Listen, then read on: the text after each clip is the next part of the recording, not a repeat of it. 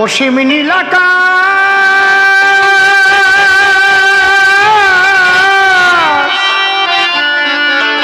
কে গড়ালো ও কে গড়ালো অসীম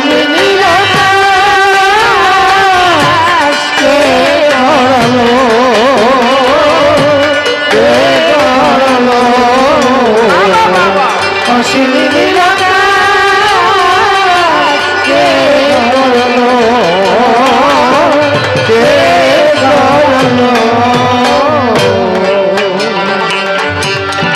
এত তারা বুকে এনে কে জড়ালো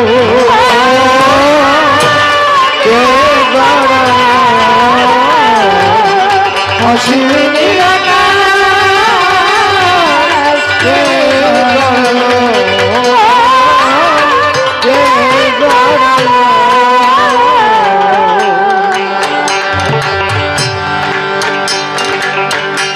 একটা প্রশ্ন করেছে,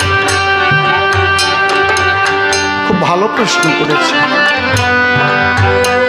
যে ঠাকুরের মতে ভোরবেলা কেন হয় পয়সা দিতে? পয়সা দিয়ে কি কখনো ভগবানকে লাভ করা যায়? না ভাই, পয়সা দিয়ে ভগবানকে লাভ করা যায় ঠাকুর কখনো বলে নাই। কিন্তু ইষ্টভৃতি কেন দিতে হয়? ইষ্টে চেতন ব্যক্তিত্বটা, মন্ত্রে চেতন মন, ইষ্টভৃতে দীক্ষা চেতন, সেবায় চেতন ধন।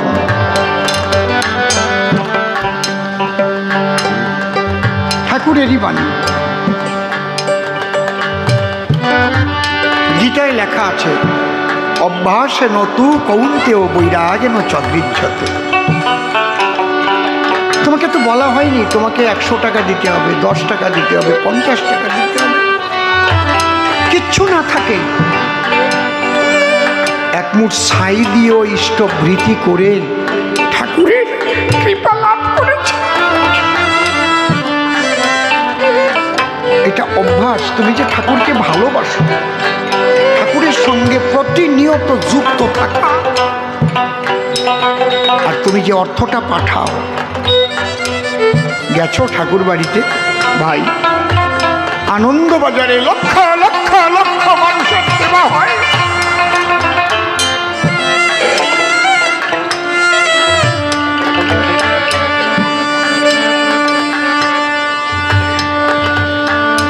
এটা তোমার কল্যাণের জন্য। এবং প্রত্যেকটা আমাদের সনাতন ধর্মের প্রত্যেক মত পথে ইষ্টভৃতি আছে, নাম আলাদা। আপনারা যারা কালীঘাটে যান, সেখানে গিয়ে মায়ের নামে ডালা দেন, দেন না? দেন কিনা বলুন? আপনারা নবদ্বীপ যান, বৃন্দাবনে যান, পথ দিয়ে হেঁটে যান, একটা শনি মন্দির দেখলেও 2 টাকা 5 টাকা দিয়ে যান, দেন না? সত্যি কথা কোন, দেন কিনা? যারা মতুয়া, তারা ওপার বাংলায় যখন ছিল, যে ফসল হতো তার আগ ধান কেটে রেখে দিত, ধানের পাহাড় হয়ে যেত, ঠাকুর বাড়ি দিত, দেয় না? মুসলমানরাও দেয়, ওরা বলে জাকাত। সারা বছর উপার্জন করে যে প্রফিট হয় সেটা হচ্ছে গ্রস প্রফিট, সমস্ত খরচাবাদি বাদ দিয়ে যেটা থাকে নিট প্রফিট। নিট প্রফিটের 1/5 আল্লাহর নামে জাকাত দেওয়ার নিয়ম, নিয়ম বান্দা আছে। খ্রিস্টানরাও দেয়, তার নাম চার্চ রেট। বুঝেছ কি বলছি? তাহলে ইষ্টভৃতি তুমি দুপুরবেলা করতে পারবে না, একটা টাইমে তোমাকে উঠতে হবে ভোরবেলা, এবং সেই টাইমটা কিন্তু ডিসিপ্লিনটা করা আছে ঠিক এই কয়টার সময়। এখন ভোরে কয়টায় করতে হয়, সেটা কটায়, এখন টাইমটা কটায়? এক এক মাসে তো টাইম পাল্টে যায় না? 6টা 21। দেখেছেন? শীতকালে একরকম, গরমকালে একরকম, টাইমগুলো পাল্টে যায়। এই যে তোমার একটা অভ্যাস 6টা 21 আমার প্রার্থনা, তার আগে তুমি যেটা উপার্জন করেছ তার কিছু ঠাকুরের নামে তুমি দিলে, ঠাকুর তুমি গ্রহণ করো। তুমি তো ঈশ্বরের সমস্ত সৃষ্টি ভোগ করছো।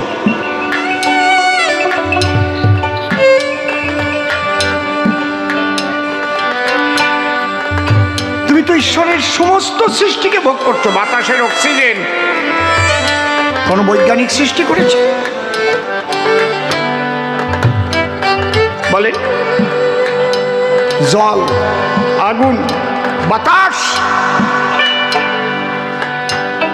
সমস্ত ঈশ্বরের সৃষ্টি। তার সৃষ্টি সমস্ত কিছু। মাতৃস্তনে দুগ্ধ পান করেছে। কোন যুবতী মেয়ের স্তনে তো দুগ্ধ আসে না।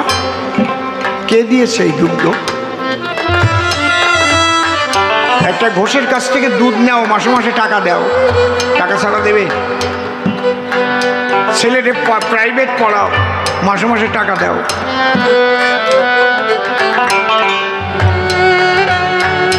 গুরু সেবায় 2 টাকা তুমি দিতে যাচ্ছ, তাতে তোমার এত বাড়ছে, ওটা দিয়ে তুমি ভগবান কিনবা, তোমার দেওয়া লাগবে না।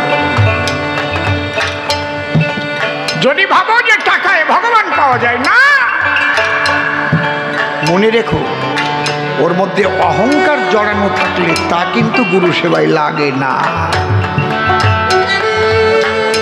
ঠাকুরের একজন সাঁওতাল ভক্ত ছিলেন, অত্যন্ত গরিব। ঠাকুরকে গিয়ে বললেন, ঠাকুর আমি কি দিয়ে ইষ্টভৃতি করবো, আমার টাকা পয়সা নাই। কই প্রতিদিন তো রান্না হয়, উনুনে তো ছাই হয়, ইষ্টভৃতিটা বাদ দিও না, এক মুঠ ছাই দিয়ে তবে। কেমন লাগতেছে? সেই ছাই দিয়ে ইষ্টভৃতি করে সেই ছাই নিয়ে ঠাকুর বাড়িতে গেল। ঠাকুর বলে, একটা কাজ করো। কি? তুমি কচু লাগাও, মান কচু চারা নিয়ে যাও, ওই কচুর গোড়ায় তুমি ছাই দেবে। গুরুকে দেওয়া সম্পদ, ওটা কি ছাই? ওর মধ্যে ভক্তি ছিল বলেই তো ছাই হলেও ওর মধ্যে যে ভক্তিযুক্ত ছিল, গুরুর সঙ্গে যোগাযোগ, কানেকশন,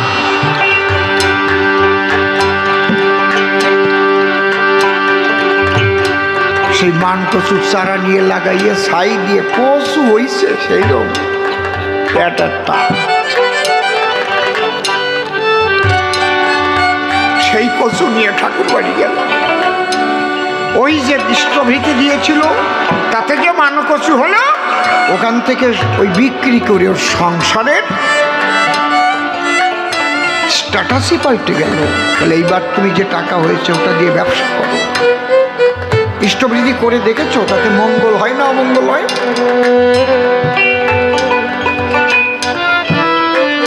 ভালোবাসার মানুষকে কিছু দিতে হয় না? একটা নারীকে যদি একটা পুরুষ ভালোবাসে, তার কাছে যাওয়ার সময় তার জন্য কিছু নিয়ে আসে, একেবারে খালি হাতে যায় না, ঠিক কি না? যায় কি? যে কোনো একটা জিনিস নিয়ে যায়, একদম খালি হাতে যায় না। সেই বেলায় তোমরা দিতে পারো। আর ঈশ্বরের সৃষ্টি সমস্ত কিছু পেয়েও গুরু সেবায় কিছু দিতে গেলে বুকটা উঠে চলে। অসীম নীলাকাশ কে গড়ালো, ও কে গড়ালো, অসীম নীলাকাশ কে গড়ালো,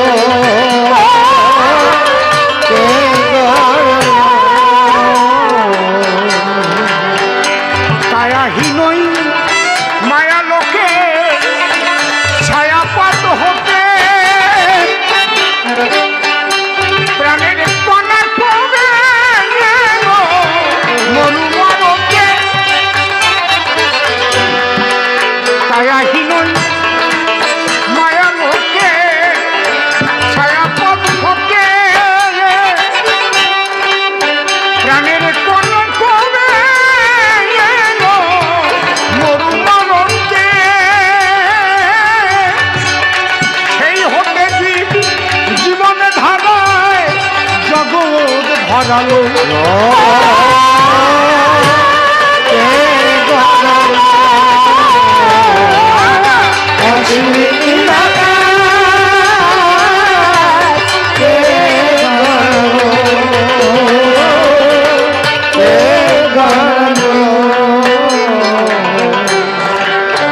বিশ্বনাথের বিশ্বখানা বিস্ময়ে ভরা কার বিরহে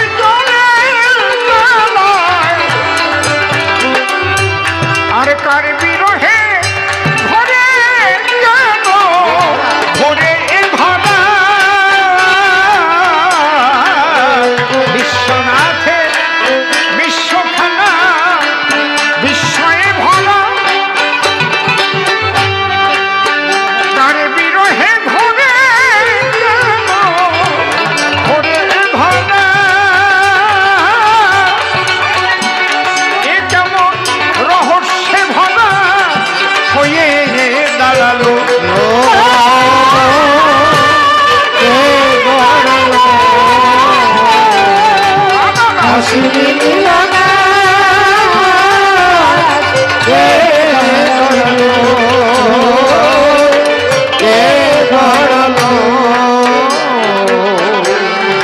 ওই নেহারিকার বুকের খোকা ওই সে দিবাকর তার বিরহে চলে যায় সারা জীবন ভর নেহারিকার বুকের খোকা ওই সে দিবাকর তার বিরহে চলে যায় সারা জীবন ভর কার টানে সে চাঁদের উপর তার কিরণ ছড়ালো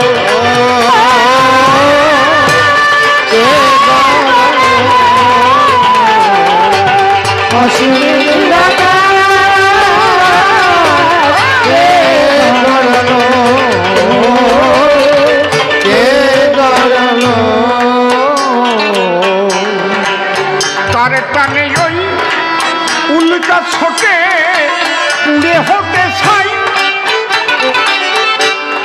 কোন তারকার প্রথম আলো আজও আসে নাই তার টানে ওই উল্কা ছোটে পুড়ে হতে ছাই কোন তারকার প্রথম আলো আজও আসে নাই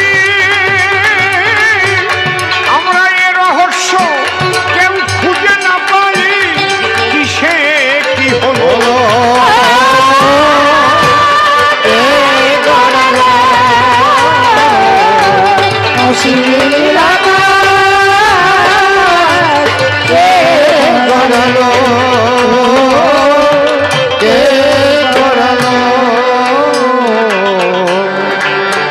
চাঁদের টানে জোয়ার আসে ভাটায় সরে যায়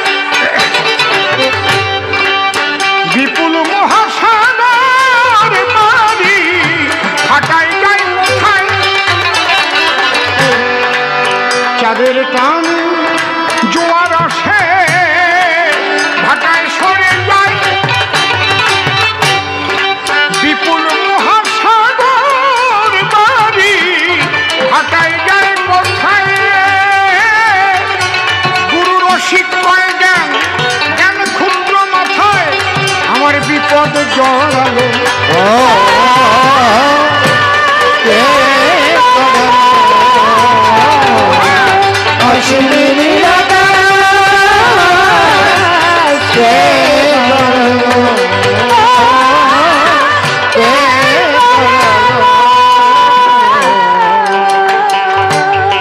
যার সৃষ্টি এই বিশ্বখানা ভেবে দেখো তাই তিনি সেই পরমেশ্বর তোমাকে জানাই তিনি বলেছেন কি আমরা বৈষ্ণব যারা তারা কি বলি গুরু কৃষ্ণ বৈষ্ণব অভেদাত্মা, জীবের নিস্তার লাগি নন্দসুত হরি, ভুবনে প্রকাশ হলেন গুরু রূপ ধরি। তাই গুরু সেবা না দিয়ে যে একা খেতে চায়, তার মতো সোনা নাই বিশ্ব বসুধায়। যা পারো তাই দিও, বাধ্যবাধকতা নাই, প্রতিদিন অভ্যাস যোগ প্রতি মানুষের চাই। এই যে ভোরবেলা উঠলে পরে তোমার শরীর থাকবে ভালো, নিরোগ দেহ হবে তোমার, বললাম সভা চলো। আগামীকাল থেকে ভোরে ভোরে করবেন গাত্রোত্থান,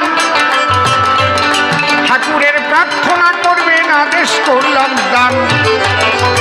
যাহা পারেন ইষ্টভীতি দেবেন আপনি রেখে, 1 মাস করে দেখেন তাতে ঘটে কি আপনার শারীরিক মানসিক পরিবর্তন অবশ্যই আসিবে। দেখবেন মনের মধ্যে একটা ফুরফুরে ভাব হবে, কর্মদক্ষতা বেড়ে যাবে, অনেক কিছু থেকে পাবেন মুক্তি। এটা করতে হবে, দেওয়া দরকার নাই কোনো যুক্তি। যুক্তি তর্ক ছেড়ে দিয়ে বিশ্বাস ভক্তি চাই, বিশ্বাস না করলে পরে দিতে পারবে না তো ভাই। আগে বিশ্বাস করলে শ্রদ্ধা জানবে, চৈতন্য চরিতামৃতে কয় অবিশ্বাসী মানুষ যারা ফ্যাশনে পড়ে যায়। যদি বিশ্বাস করো, ধরো কথা ধরো, তবেই শ্রদ্ধা ভরে। ইষ্টভীতি দিও তুমি প্রতি ভোরে ভোরে, তারপর প্রার্থনা করার পরে বলি তব স্থান। তারপরে রয়েছে কিন্তু একটা চক্র ধ্যান। এই চক্র ধ্যানের দ্বারাই তোমার কি কার্য হইবে ছোট, তোমার মস্তিষ্ক ঘুমন্ত কোষ জাগ্রত হইবে। আমাদের মাথার মধ্যে মেইন দুটো নার্ভ আছে, একটা সেন্সরি নার্ভ, একটা মোটর নার্ভ। তার দুপাশ দিয়ে অসংখ্য ব্রেন সেলস আছে, মস্তিষ্ক কোষ। এই কোষ 3 ভাগে বিভক্ত, কনসাস, আনকনসাস, সাবকনসাস। ঠাকুর এমন একটা ধ্যান দিয়েছেন, চক্র ধ্যান বলে যারে, ওর দ্বারায় ওই কোষগুলো প্রস্ফুটিত হতে পারে। কেউ জ্ঞানী কেউ অজ্ঞানী, ভেবে দেখুন তাই। চক্র ধ্যান করে দেখেন আমরা কি ফল তাতে পাই। তাই প্রতিদিন ভোরে উঠে ইষ্টভৃতি করে প্রার্থনা করে তারপর চক্র ধ্যান যে করে, তার জীবনের পরিবর্তন হবেই হবে, বলে গেলাম তাই। যুক্তি তর্ক ছেড়ে দিয়ে 1 মাস করা চাই। যদি 1 মাসের মধ্যে না হয় তোমার জীবনের পরিবর্তন, আমাকে তুমি করবে তখন গালাগালি করে ফোন। এত বড় কথা বলে গেলে পরিবর্তন হয় নাই, দেখবেন মন ধীর স্থির হয়ে যাবে ভাই। তাই ইষ্টে চেতন ব্যক্তিত্বটা, মন্ত্রে চেতন মন, আর ইষ্টভীতে দীক্ষা চেতন, সেবায় চেতন ধর। অনেকে আছে দীক্ষা নিয়েছে, গুরুর নামই মনে নাই। দীক্ষা নিলে হাতের জল শুদ্ধ হয়, জানা ছিল তাই।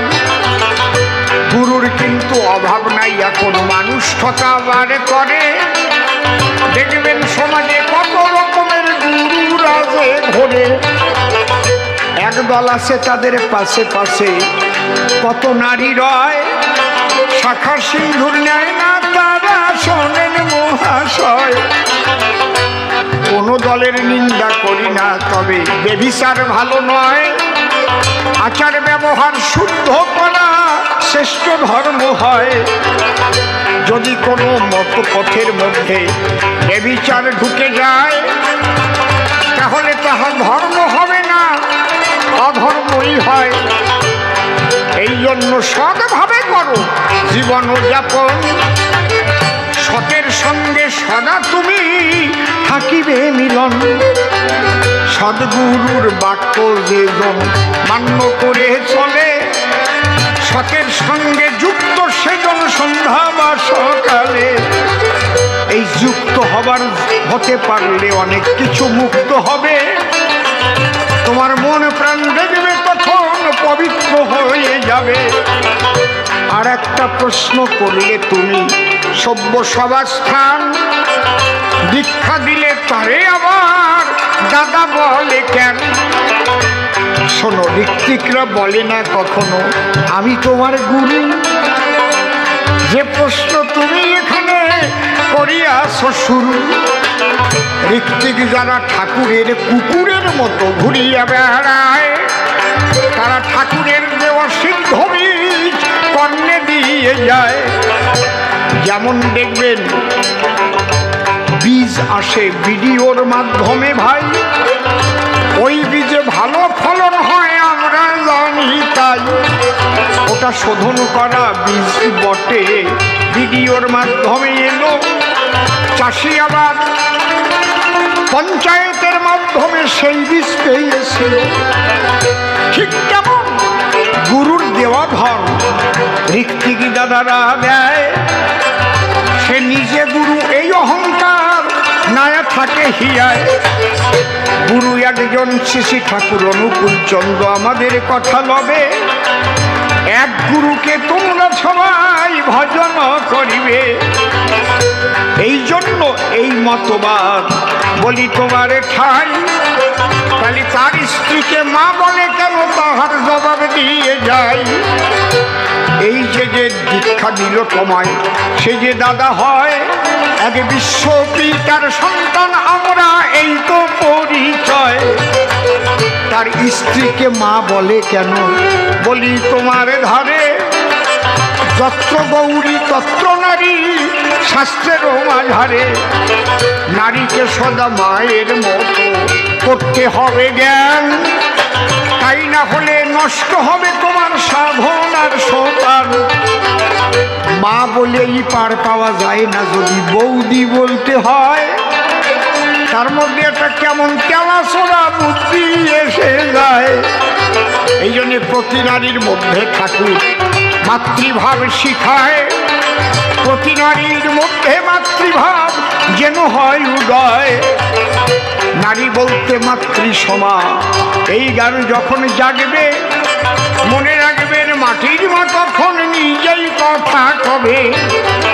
তাই ঋত্বিক দাদারা তারা কিন্তু মন্ত্র বটে দেয়, এটা ঠাকুরের দেওয়া মন্ত্র, তারা নিজেরা গুরু নয়।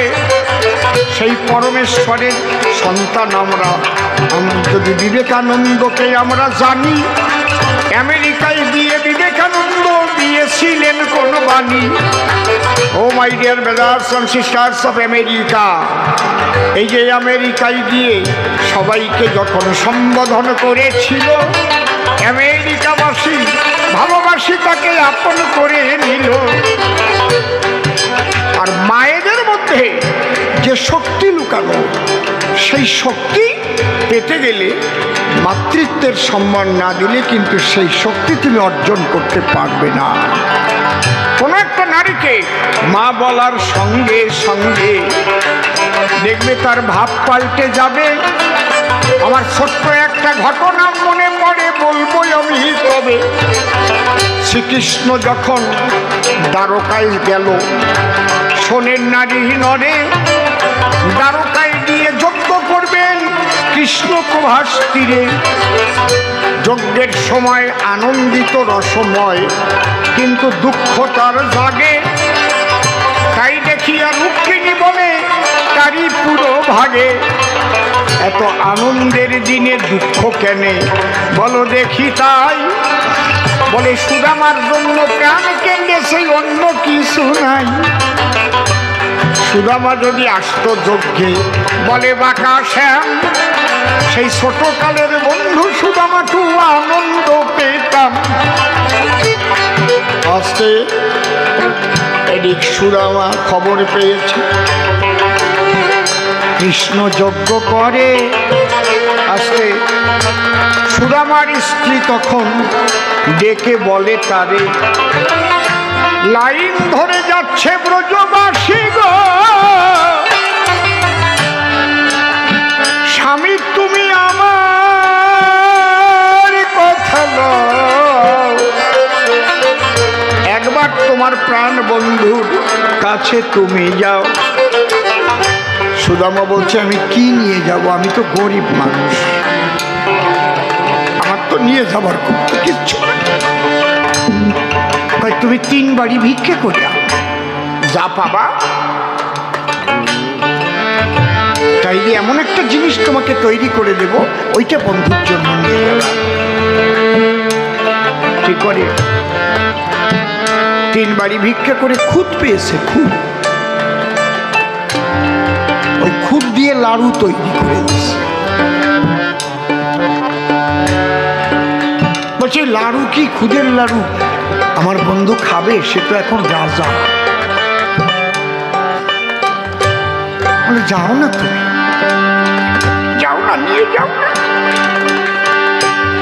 ওই সে সাঁওতাল ভক্তের মতো ছাই।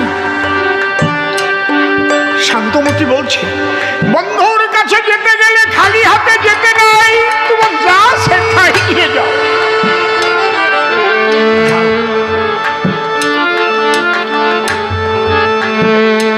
তবে তুমি আমার কথাটা একটু বলবে, আমরা আর কতদিন দরিদ্র থাকবো গো? যার বন্ধু এত বড় রাজা, সেই বাল্য বন্ধু সে ভিক্ষা করে খায়। সুদামা, সুদামা ওই খুদের লাড়ু নিয়ে দ্বারকার দিকে চলছে। দেখ,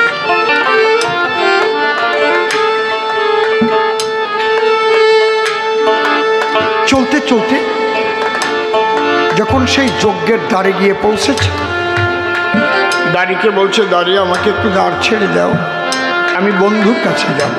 এই তুমি কে?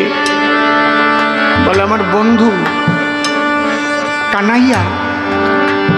বলে এখানে কোনো কানাইয়া নেই, তোমার মতো ভিখারির বন্ধু একজন রাজা হবে কি করে?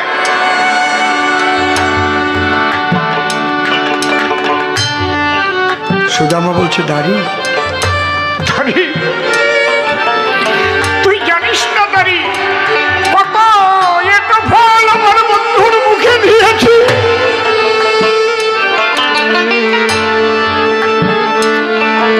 মধুর বৃন্দাবনে বন্ধুর সঙ্গে কত খেলা করেছে। দাঁড় ছেড়ে দে, দাঁড়ি। বলে পাগল, বেরিয়ে যা, বেরিয়ে যা।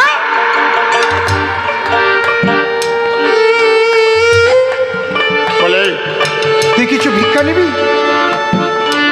বলে আমাকে ভিক্ষা দিতে চাইছে। সুদামা বলছে, ওরে আমায় কি ধন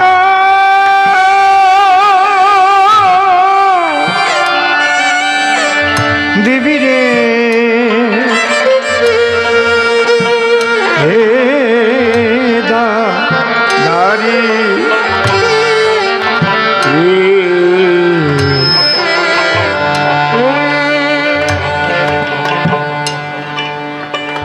আমি কি সন্তুষ্ট সামান্য ধনে?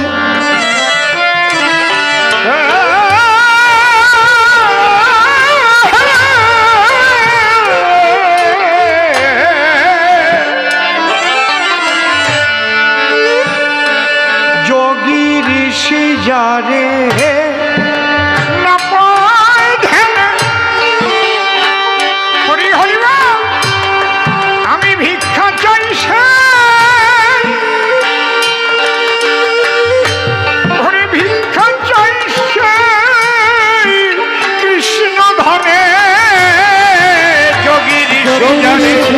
হরি হরি বল, রাধা কৃষ্ণ হরি বল।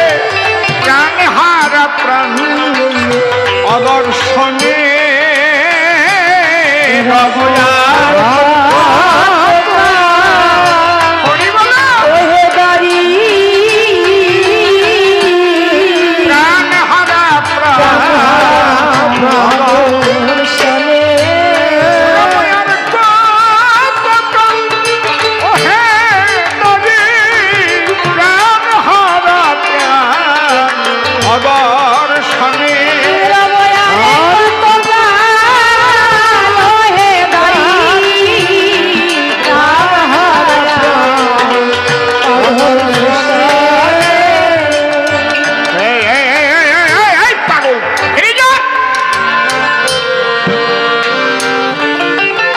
শ্রীকৃষ্ণ ভেতর থেকে দৌড়ে এসেছে। এই দাঁড়িয়ে তুই কাকে কাকে ধাক্কা দিয়েছিস রে? তুই চিনিস কে? কৃষ্ণ বলে সঙ্গে দাঁড়ি, বলি যে তোর ধারে আমরা একই সঙ্গে খেলা করেছি মধুর ব্রজপুর। সুদামাকে হাত ধরে কৃষ্ণ ভেতরে নিয়ে গেল। সুদামার সঙ্গে সেই খুদের লাড়ু ছিল। এই ইষ্টবৃত্তি কারে কয়? খালি এতেও তো যেতে পারবে, কিন্তু ভালোবাসার মানুষের কাছে খালি হাতে যেতে নেই। তোমার খুদ আছে, খুদের লাড়ু নিয়ে যাও, 10 পয়সা তাই দাও। ফ্যামিলিতে কয়জন লোক? 5 জন। বিপদে পড়লে ঠাকুর রক্ষা করো, ঠাকুর ফ্যামিলির একজন মেম্বার বানাতে পারো না? 5 জনের জায়গায় 6 জন। বিপদে পড়লে বলবা গুরু রক্ষা করো, তাকে ফ্যামিলির সদস্য করে নাও, তাকে হেড মেম্বার করে নাও। তুমি চালাও, এই বোধটা আগে জাগাও, তবে তোমার ইষ্টবৃত্তি দিতে কোনো কষ্ট হবে না। যেমন তোমার সন্তানকে তুমি ভালোবাসো, যেমন তোমার স্ত্রীকে তুমি ভালোবাসো, যেমন তোমার মাতা পিতাকে তুমি ভালোবাসো, তাদের ভরণ পোষণ দাও, ঠাকুরকেও তোমার ফ্যামিলির একজন ভাবো না? সে তো চাইনি এত দিতে হবে। সুদামা যেমন খুদের লাড়ু নিয়ে এলো, কৃষ্ণ বলছে সুদামা কি এনেছে দেও বন্ধু? কই না না দেবো না, পিছনে লুকাচ্ছে, আমি দেবো না, আমার কাছে নেই, কি দেবো? থাবা দিয়ে খুদের লাড়ু টোকরা থেকে বের করেছে, ভক্তদের বিলিয়ে দিচ্ছে। দেখো, তোমরা চেয়ে দেখো, ভক্তির লাড়ু। তোমার যে ভক্তি আছে আমার উপরে, তার প্রমাণটা দেবা কি দিয়ে? ভালোবাসি ভালোবাসি খালি ছাতু মুখে ঘষে। তুমি যে ভগবানকে ভালোবাসো, প্রত্যেক দিন কিছু প্রসাদ দাও না ভগবানের সামনে? কি নিয়ে? কি ও মায়েরা দাও কি না? সত্যি কথা কও, তাতে পয়সা লাগে না? কি লাগে তো না? এমনি তুমি যদি সত্যি সত্যি ভক্তি করো, কাউকে ভালোবাসো, তাহলে তাকে তার উদ্দেশ্যে দিতে তোমার কষ্ট হবে না। যজ্ঞ শেষে যখন সুদামা চলে আসবে, কৃষ্ণ বলল তুমি কি চাও? বলে না, আমার কিচ্ছু চাওয়ার নাই, তুমি বাসো বা না বাসো ভালো, তাতে দুঃখ নাই, আমি তোমাকে বাসিব ভালো, এই ভিক্ষা চাই।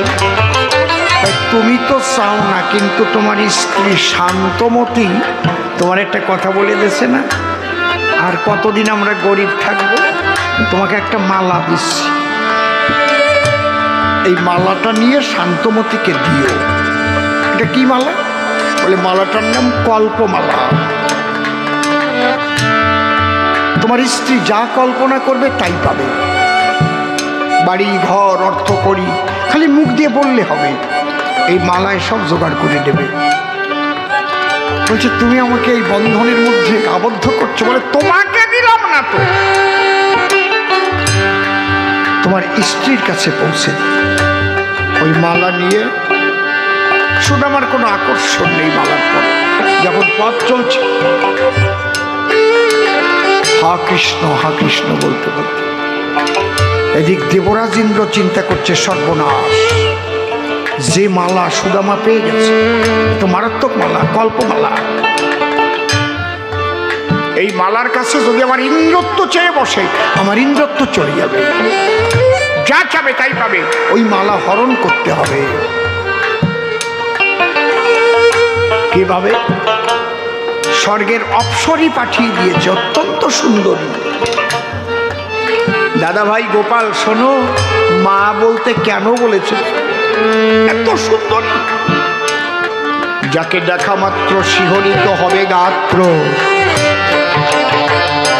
আকর্ষিত হবে মন। সেই অপ্সরী এসে যখন দিল দর্শন,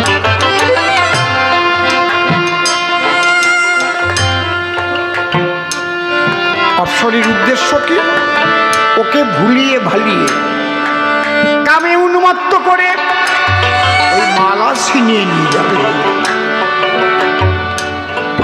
প্রায় অর্ধউলঙ্গিনী অবস্থায় সম্মুখে এসে দণ্ডায়মানা হয় ওই স্বর্গের অপ্সরী। যখনই সুদামার সামনে দাঁড়িয়েছে, সুদামা বলছে, মা তোমার এরূপ কেন মা? মাগো বলো মা, কি চাও তুমি বলো মা।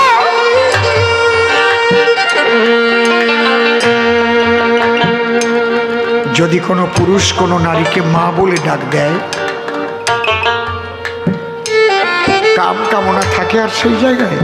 কামের কামনা তো নষ্ট হয়ে যায়। লজ্জা পেয়ে মুখ ঘুরাইয়ে ইন্দ্রের কাছে চলে গেছে। তুমি কার কাছে পাঠিয়েছ? কেন? আমি আমার অঙ্গভঙ্গি দিয়ে তাকে কাম উন্মত্ত করে ভেবেছিলাম মালা ছিনিয়ে আনবো, কিন্তু যাওয়ার সঙ্গে সঙ্গে যে আমাকে মা বলে সম্বোধন করে, আমি কি বলতে পারি তার কাছে রতি ভিক্ষার কথা?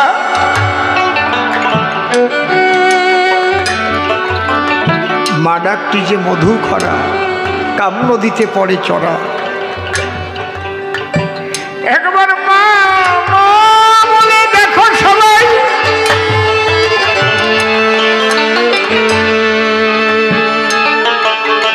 ঠাকুর কত সূক্ষ্মভাবে এই নির্দেশগুলো দিয়েছেন, ভাবতে গেলে না পাগল হয়ে যেতে হয়।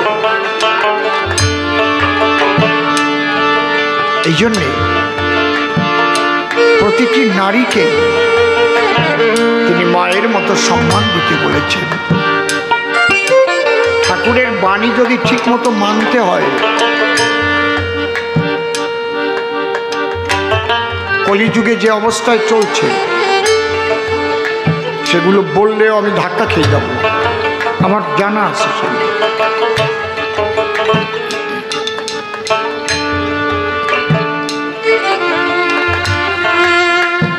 আমি যে আগে বিবাহ ব্যবস্থার কথা বললাম, ঠাকুরের বাণী রয়েছে, উন্নয়ন আর সুপ্রযোজন এই তো বিয়ের মূল। যেমন তেমন বিয়ে করে করিস না তুই ভুল।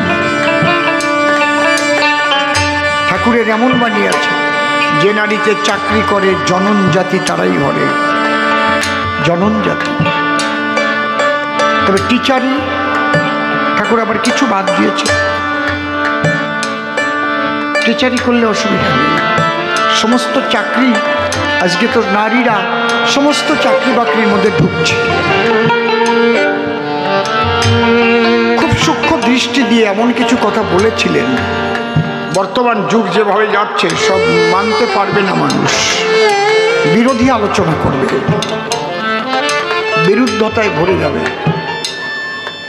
প্রত্যেকটার মধ্যে দর্শন রয়েছে। মাতৃরূপে যদি নারীকে দর্শন করা যায়, তাহলে কি নারী ধর্ষণ করা যাবে? আপনারা বলুন তো।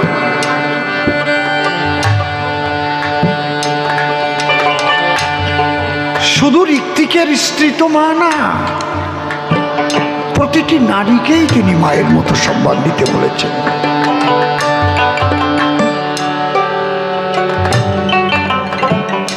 নারীর পবিত্রতা, নারীর সতীত্ব একটা দেশের উন্নয়নের মানকে নির্ণয় করে। মনে রাখবেন আপনারা, নারী এমন একটা শক্তি যতবার অসুর দমন করেছে তারা করেছে, নারীরাই করেছে, নারী শক্তি। পারল না সুদামার মালা নিতে, শুধু একটা মা ডাকের জন্য। মা ডাকটি যে মধুর কত, ডেকে দেখ ভাই, মনের মতো কাম কামনা হবে। তোর কুবাসনার হইবে মরণ,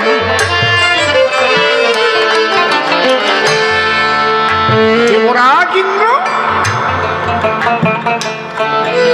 ঈশ্বরের শরণাপন্ন হলেন। তখন ঠাকুর এই কল্পমালার কাছে যদি চেয়ে বসে ইন্দ্রত্ব, ভগবান তাকে আশ্বস্ত করলেন, তুমি নিশ্চিন্ত হতে পারো, তুমি নিশ্চিন্ত হতে পারো। সুদামা যখন গৃহে যাবে, সুদামার সঙ্গ যখন তার স্ত্রী পাবে, পরশমণির ছোঁয়া পেলে যেমন লোহা সোনা হয়ে যায়, তার সমস্ত আকাঙ্ক্ষা দূরীভূত হয়ে স্বামী স্ত্রী একত্রে তারা কৃষ্ণ প্রেমে মাতোয়ারা হবে।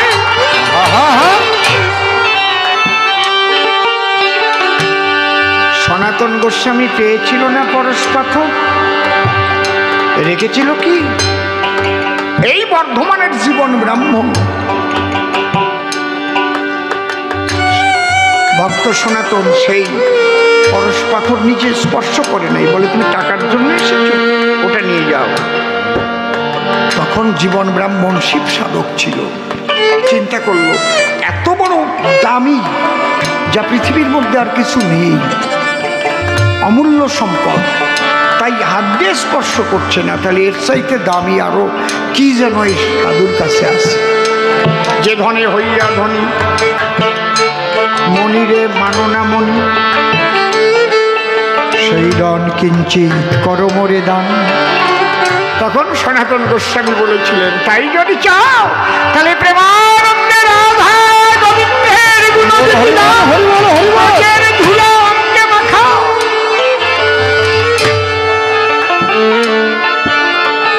পরশেন পরশপি যাদৃশী লৌহ কাঞ্চন, তাদৃশী মহৎ সমাগমে পাপিনাথ উচ্চতে পাব। তাই ইন্দ্রকে বলল, তোমার ভয় করতে হবে না। সুদামা যখন মালা নিয়ে বাড়ি চলে যাবে, সুদামার সঙ্গ পেয়ে তার সব কামনা বিলুপ্ত হবে, সেই মন তৈরি হয়ে যাবে, নাই তো তোমার ভয়। তাহলে সুদামা মা ডাকের জন্য পার পেয়ে যায়। তাই প্রতিটি নারীকে মায়ের মতো করবে দর্শন, ঠাকুরের বাণী আপনারা সবাই করিবেন পালন। দেখতে দেখতে রাত 10টা বেজে গেছে গো, এবার মনে আছে ভাবো, আমার ভাইকে নিয়ে একটু মুখোমুখি দাঁড়াবো। আমরা নেপাল গোপাল দুইজন মিলে হয়ে মুখোমুখি, আর একটু ঝগড়া করি দেখি ভাই কি বলে কি। তার কথা শুনে শুনে আমার মনে আছে ভাবো, আমরা ঝগড়া ঝাঁকি করে মিলন হয়ে যাব। ঠাকুরের বাণী যদি ভালো বেসে থাকে, আমার সঙ্গে সেও দীক্ষা নেবে। এই ঠাকুরের দীক্ষিত হয়ে তাকে প্রণাম জানাবে। তার কাছে যেটুকু যাজন আজই করলাম ভাই, ভেবে দেখো এই বাণীর উপরে আর কোনো বিজ্ঞান নাই। মানুষকে যদি উন্নত হতে হয়, বলি তোমার ধারে সমস্ত তথ্য আছে ঠাকুরের বাণীর ভিতরে। বিশ্ববাসী যদি সবাই ঠাকুরের বাণী মেনে লয়, সাম্প্রদায়িক গণ্ডগোল আর থাকবে না মহাশয়। বুদ্ধ ঈশায় বিভেদ করিস, চৈতন্য রসুল কৃষ্ণে জীবধারিতে আবির্ভূত হয়, একই ওরা জানিস নে। ধর্মে মানুষ বাঁচে বাড়ে, সম্প্রদায়টা ধর্ম না রে। অন্যে বাঁচায় নিজে থাকে, ধর্ম বলে জানিস তাকে। অপরকে মেরে কবু কোনোদিন ধর্ম নয়। ঠাকুরের বাণী বাণীগুলো তাড়াতাড়ি বাংলাদেশে পাঠাতে হয়। ওই মুসলমানদের এই বাণীগুলো বেশি মানাই দরকার। ঠাকুর কি বলে গেছেন বললাম সবার ধার। অন্য বাঁচায় নিজে থাকে, ধর্ম বলে জানিস তাকে। ধর্মে মানুষ বাঁচে বাড়ে, সম্প্রদায়টা ধর্ম না রে। এই জন্য সাম্প্রদায়িকতা এত বৃদ্ধি হলো। এই সময়ে ঠাকুরের বাণী দেখেন কত ভালো। সারা বিশ্ব শান্তি আনতে গেলে এই বাণী যদি মানে, বিশ্ব শান্তি আসতে পারে এ বিশ্ব ভুবনে। পরিষ্কার জবাব দিয়ে গেলাম আমি তাহার ধারে। এইবার আমার গোপাল দাদা আসো গো আসো রে। গোপাল দাদা এসে এবার দাঁড়াও সবার ঠাই। নেপাল গোপাল দুইজন মিলে ঝগড়াটি বাধায়।